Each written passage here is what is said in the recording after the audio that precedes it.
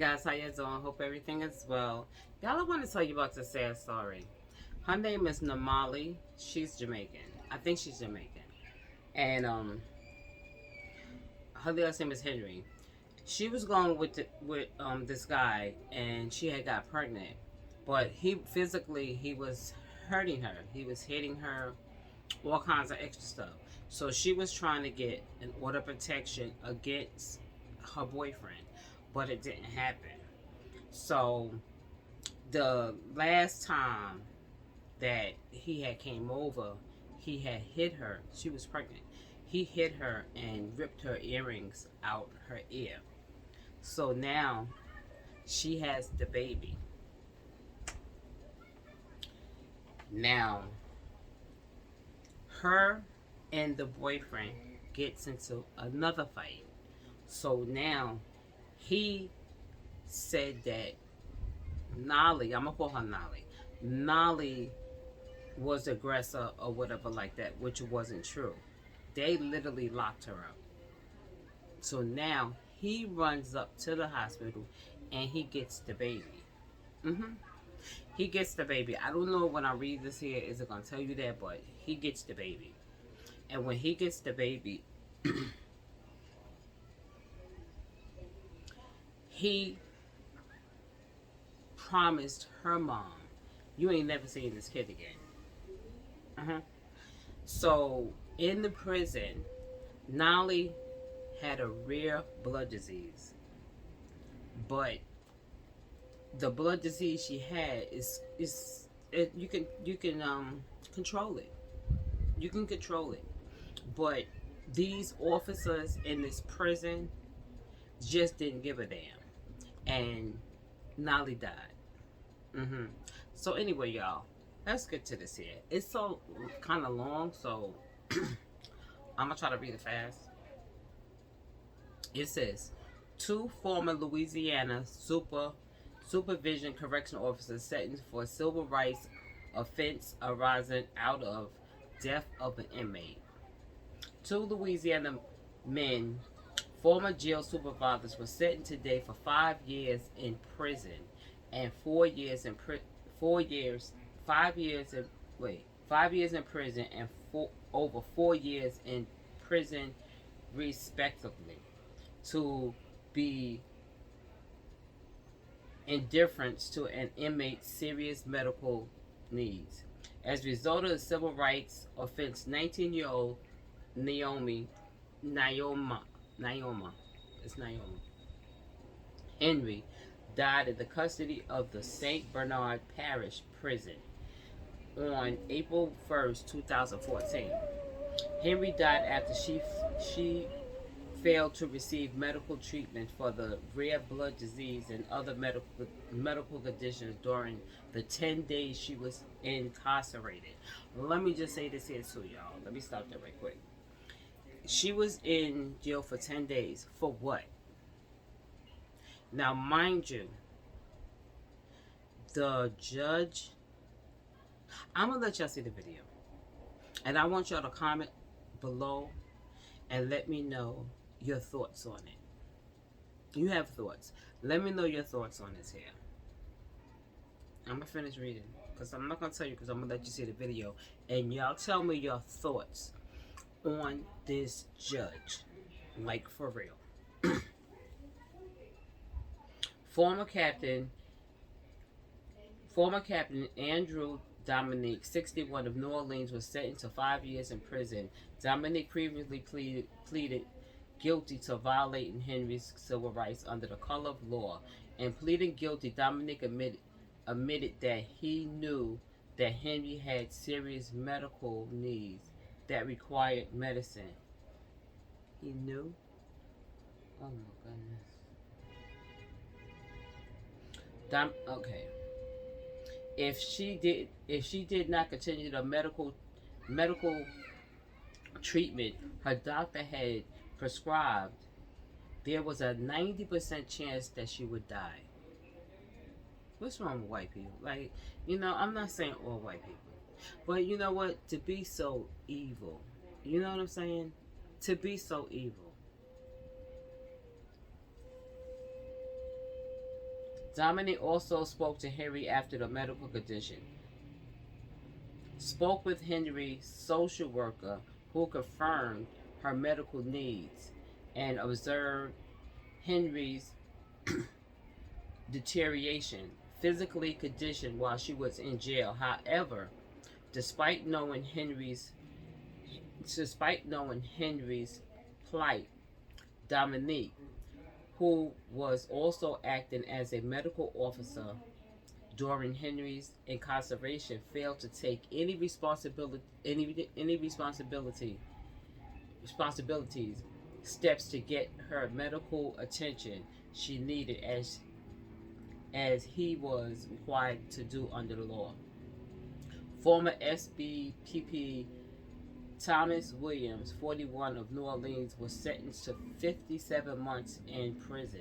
Williams also previously pleaded guilty to violating Henry's civil right under the color of law. In his guilty plea, Williams admitted that he knew from his conversation with Henry and her fellow inmates that Henry had serious medical conditions that required medicine. Williams also personally observed Henry as she grew sicker throughout her incarceration. However, Williams failed to take any responsibility steps to get Henry necessary medical care for her serious medical needs, as the law required him to do. In his factual basic, Williams further admits that rather than obtain medical care for Henry, he placed her in a holding cell.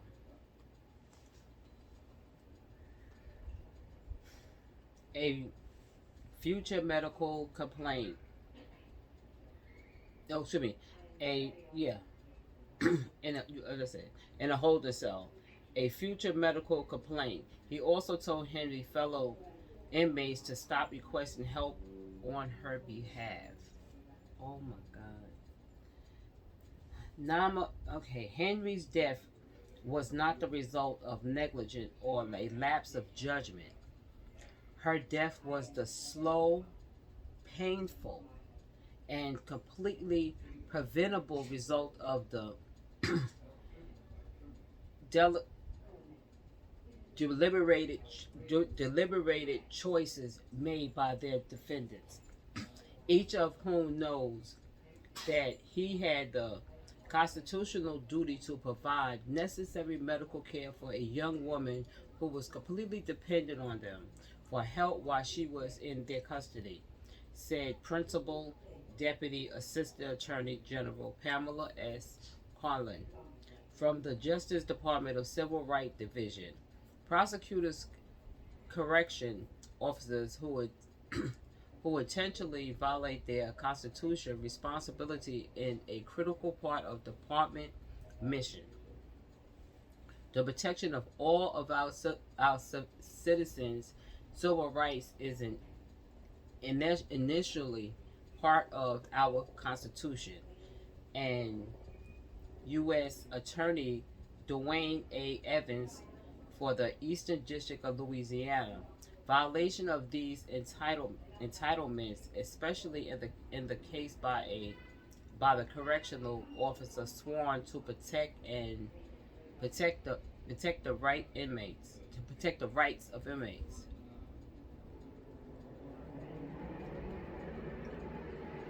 Officers are fulfilling their duties honestly and are truthfully during the course of federal investigation of faces of the consequences of their actions. Our office also, along with the Department of Justice, the FBI, state and local law enforcement agents will continue to investigate, prosecute any violations of our citizens' civil rights. Captain Andrew Dominique, and correspondent Thomas Williams was responsible for the welfare of inmates at the St. Barnabas Parish Prison, and special agent and charge Brian A. Vondre for the FBI New Orleans field office. Correctional officers has a sworn duty to ensure that inmates are protected rather than abuse or neglect. The actions are a disgrace to all correctional officers who serve ethnically and continue to maintain high moral standards throughout our correctional facility. Because of the choices each defendant made, Henry failed to get the care and attention that she needed to address her known medical condition, ultimately resulting in her death. The FBI New Orleans field office is appreciative of its partnership with the Department of Justice, Civil Rights Division, and United States Attorney Office of the Eastern District of Louisiana, and we remain committed to protect the rights of all Americans, to include their incarceration. On March 10th, two former SBBP deputies, Lisa, I don't know her last name, this must be Italian, and Deborah Bonjanel, was sentenced for their role in the cover-up the circumstances of Henry's death. This case was investigated by the FBI and was prosecuted jointly by trial attorney Christine M. of Civil Rights Division and Assistant U.S. Attorney Sharon Mentor and Tracy Knight for the Eastern District of Louisiana. Let me just say this here. Okay, that's fine and well, but I'm gonna show you this video, and it really lets you feel how Henry, the young lady, was treated. I don't know what their problem was with her. You know what I'm saying? It couldn't have really been a problem, and not even that. They need to sue the judge. Y'all gonna see why I said that in a minute. You're gonna see why I said this here, because this is crazy. Like I said, in the comments, can y'all let me know how you feel about this here? And you know, it's sad. It's really sad because she didn't have to die. All of this here because, you know what, she should have, could have, would have. When he put his hands on her, she should have pressed charges. But see, he flipped it and pressed charges on her though. But guess what? God don't like ugly. He don't like ugly. He ain't too fond of pretty either. But guess what? This ain't gonna go down right. But all of them gonna pay. I hope her mother really, matter of fact, the boyfriend, he sued them for her death. I think it's $5 million. You see that? He want money out of her, but he was beating her and took her child and told her mama, you ain't gonna never see her again. A baby. Anyway, y'all, I'm gonna shut up. Hit that like button and subscribe. In the comments, y'all let me know how you feel about this, because I think this is really sad. Y'all gonna see the video, and the video will show you more, and you can understand it more. All right, y'all, just wait for it. Namali Henry, a young mother, died in the St. Bernard jail suffering from a rare but treatable illness. Back in March, 4 of her jailers were sent to prison, but to Namali's family, justice has not been served. The family says others who had a hand in Namali's death have yet to be held accountable. Equally disturbing to them, they say the others are trying to capitalize financially on their loss, leaving them feeling exploited and powerless. In this exclusive interview, Namali's family opens up to investigative reporter Mike Pearlstein.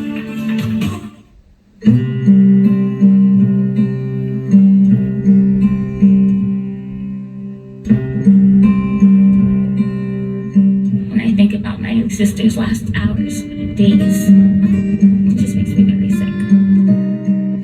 Namali was a 19-year-old mom when she died of a rare but treatable blood disorder after 10 days inside of the St. Bernard Parish prison. Denied a trip to the hospital. Denied the medicine that would have saved her life. I still have a hard time to sleep.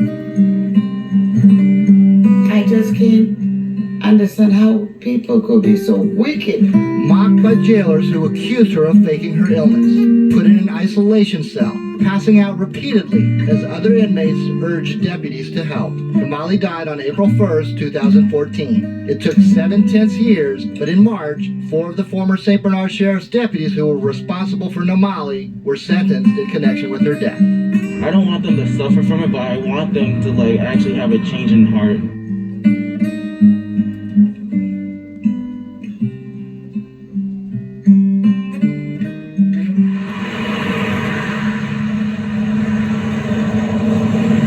But there's a lot more to the sequence of events that landed this high school senior in jail. Namali had just given birth to a baby girl, Nelijah, 4 months earlier. She had already split up with the girl's father, Nicholas Connors, after a troubled relationship. He would often try to stop by the house. There was a time where even they had to try to get a restraining order. Namali was 33 weeks pregnant when she called police after an altercation that left her cell phone broken and her earrings yanked from her ears. The police report shows she declined to press charges. Things went very differently 5 months later. Namali had just been released from the hospital when she tried to get her baby, who is now 4 months old.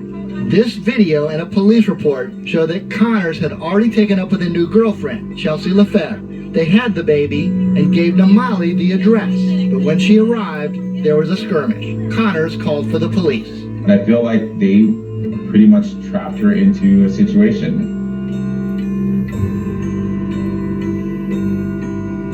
But later, after Namali went home without her baby, Connors called the sheriff's office and said he had changed his mind. He wanted Namali arrested. I believe she had the bracelet from the hospital still on her wrist at the time of being arrested. It could have been stopped immediately, but obviously they wanted her to go to jail. Namali's bail on 3 relatively minor charges was set at $25,000, more than her family could afford. Judge John Juneau has never responded to our calls for an explanation of the bail amount. Which I found out it was $25,000. And I was just like, oh my God. In our previous stories, we documented that the bail Juneau set on Namali's charges, simple battery, disturbing the peace, unauthorized entry, was the highest amount set for those offenses and even more serious ones of any judge in any case in that parish all of that year. That same month, Juneau set bail at $10,000 on a man booked with disturbing the peace and a far more serious charge of aggravated battery. In August, she set bail at $13,000 on a man booked on the exact same charges as Namali, even though that man had prior arrests compared to Namali's clean record. Somebody needs to look into why the judge gave that high bond. Barry Bernadis is a former FBI analyst. He's the whistleblower who first alerted federal authorities to look into Namali's death. During that time, months after Namali died, he said he received text messages that alarmed him. Right after I started looking into the case, I got text messages from Judge Juneau asking me to come meet with her. And all those text messages were given to the FBI. Judge Juneau isn't the only figure who has maintained a 7-year silence about this case. St. Bernard Sheriff Jimmy Pullman has repeatedly declined to comment, but that wasn't always the case. When I first started investigating this case, Sheriff Pullman came here to the WWL-TV station here on Rampart. He urged us not to do a story, saying that Namali Henry died of natural causes and any allegations to the contrary were being pushed by a political rival. While the federal probe into Namali's death proceeded slowly, other things moved quickly. In May 2014, Lefebvre called the police to complain that Connors was harassing her after they broke up. In June, Connors went to court to file succession papers, claiming Namali's property and asserting himself as the baby's sole custodian. And in January of 2015, he filed this wrongful death lawsuit against the sheriff's office on behalf of his daughter. The suit asked for $13 million in damages. We couldn't even have Elijah for the funeral we couldn't take her with us. Other than a chance encounter at the dentist's office by Namali's grandmother, the family says they have never been given an opportunity to see Elijah. And he said to me, well, you will never see Elijah. So he told me from his own mouth, I will never see Elijah. It couldn't be soon enough for us. It's been 7 years. I haven't seen my niece. I haven't held her. I haven't. Nothing. We want you in our life so bad it hurts. Kerwin Walters, Namali's uncle, lives in California. He has a daughter the same age as the niece he has never met. Early on, he texted Nicholas and Nicholas's parents, who are raising the child. As you can see, his request for a meeting went from friendly to despondent. At one point, they promised a meeting, but never showed up, leaving Walters waiting for hours. But Connors and the family raising Elijah have hardly been quiet. They are behind a website called Justice for Namali. The site updates the criminal case, raises money for billboards, and advocates for criminal justice reform. Now you're promoting Black Lives Matter, but Namali's life didn't matter when you called the police and sent her to jail.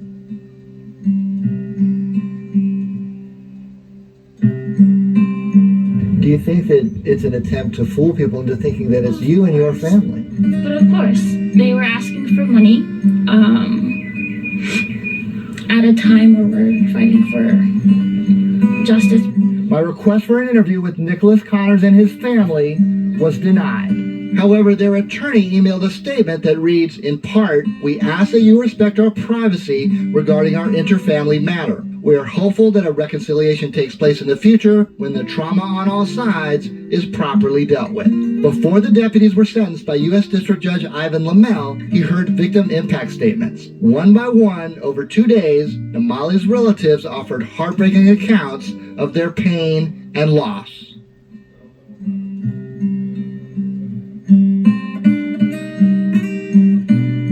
Our side of the family does not exist, but you're going to reap and try to reap a significant benefit from that loss. This court transcript shows the judge asking about that request more than $300,000. That's what Namali died for they to have money. Judge Lamel pointed out that restitution law in this kind of case only provides for concrete expenses, such as a funeral. Have been expenses that could be covered under the law, starting with burial, funeral. How much did Nicholas and his family pay for that? None.